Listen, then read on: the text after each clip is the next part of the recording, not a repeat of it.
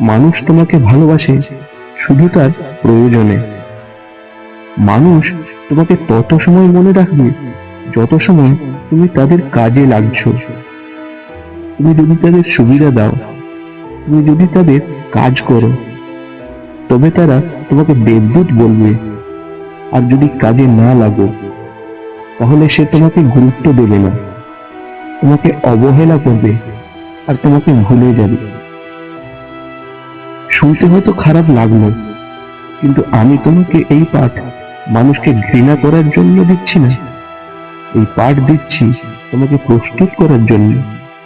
তুমি ততক্ষণ কারোর কাছে গুরুত্বপূর্ণ হবে না যতক্ষণ না তুমি নিজের কাছে গুরুত্বপূর্ণ হও। তাই নিজের মান, নিজের সম্মান আর নিজের মূল্য তোমাকে নিজেকেই তৈরি করতে হবে। আর এই দুনিয়াকে তোমার মূল্য বোঝাতে হবে।